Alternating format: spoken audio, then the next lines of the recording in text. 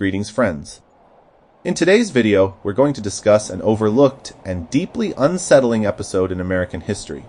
The time the Union, not the Confederacy, expelled Jews from their homes during the Civil War. While the Union claimed moral high ground, it was actually the Confederacy that in that moment accepted Jews more readily, appointing them to high office, entrusting them with hospitals, and welcoming them as neighbors.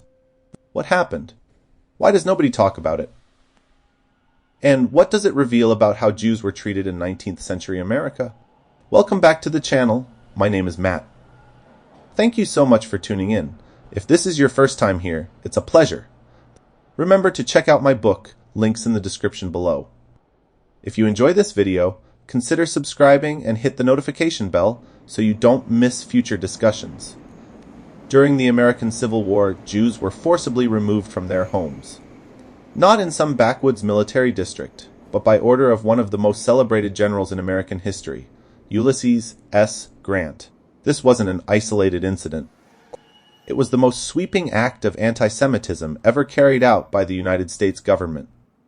Let's be honest, when most people talk about the Civil War, they present it like a superhero comic book. The Union were the good guys, the Confederates were the villains, and that's the end of the story. But history doesn't work that way. If we dig a little deeper, especially when it comes to the Jewish experience in America, a much more complicated picture emerges, one where the South, in many ways, was more welcoming to Jews than the North. In December of 1862, General Grant issued General Order No. 11, stating, "The Jews, as a class violating every regulation of trade, are hereby expelled from the department within 24 hours. No trial, no investigation, just collective punishment. If you were Jewish, you had to leave your town, your home, your business within a single day. The reason? Cotton smuggling. As the Union blockaded southern ports, a black market quickly formed." Grant, frustrated by the situation and influenced by prejudiced assumptions, blamed Jews for the illegal trade. When his own father got involved with Jewish cotton traders hoping to profit from captured Confederate goods, Grant snapped. Instead of targeting individuals, he targeted an entire people. In Paducah, Kentucky, over 30 Jewish families were expelled. 2 of the men affected had fought for the Union Army, but their loyalty didn't matter. One of them, Caesar Caskell, had fled religious persecution in Prussia, hoping America would offer something better. Instead, he found himself thrown out of his home, again for being Jewish. Caskell took action. He sent a telegram to President Lincoln and traveled to Washington in person. When Lincoln learned of the order, he was stunned. After confirming it with his aides, he immediately revoked it. But the fact remains, it happened. A Union general expelled Jews, not because of individual guilt, but because of who they were. Meanwhile, what was happening in the Confederacy?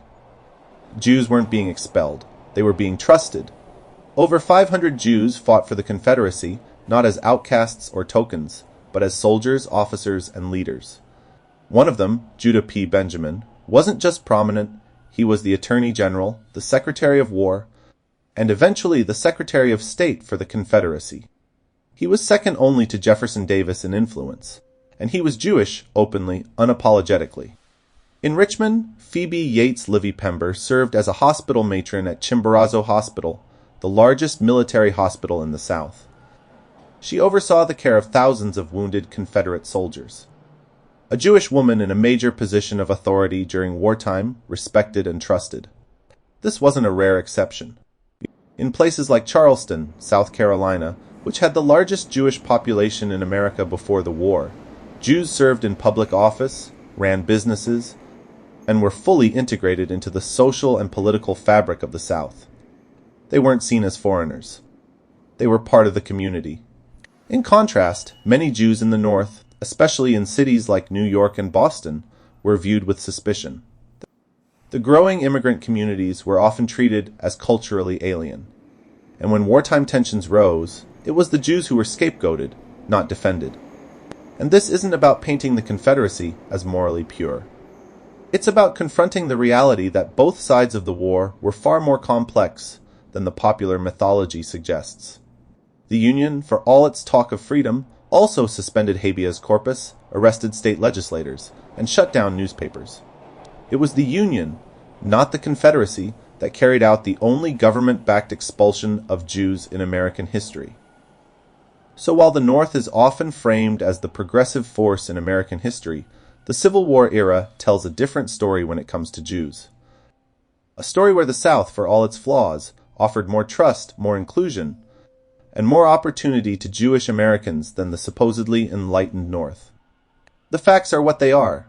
General Grant expelled Jews. The Confederacy appointed one to its highest offices. In the Union, Jews were blamed and exiled. In the Confederacy, they were accepted and promoted. And here's the most staggering part. As the Union annexed or occupied parts of the South, claiming to bring justice and freedom, it simultaneously ordered the expulsion of Jews from that very same territory. Jewish citizens of the Confederacy, who had lived peacefully in towns across Kentucky, Mississippi, and Tennessee, suddenly found themselves under Union control and were told they had 24 hours to get out. Not for treason, not for smuggling, just for being Jewish. It's a bitter paradox. The Jews lived openly, honorably, and securely under the Confederacy, only to be expelled by the Union as it advanced. The Union, the supposed beacon of liberty, was the very force issuing collective punishment based on religion. And while it's true that Grant later regretted what he had done, and as president, tried to atone for it by appointing Jews to office and speaking out against antisemitism abroad, the damage had already been done. His order set a precedent. It normalized the idea that Jews could be collectively punished, that they could be blamed as a class, and that they were outsiders even in a country they had helped build.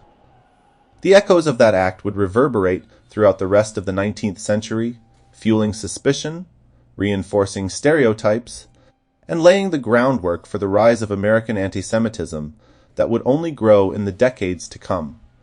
Good intentions don't erase bad decisions, and history, once written, casts a long shadow. If this opened your eyes to a side of history that rarely gets talked about, I want to hear from you. Leave a comment down below and let me know what you think. Was this surprising?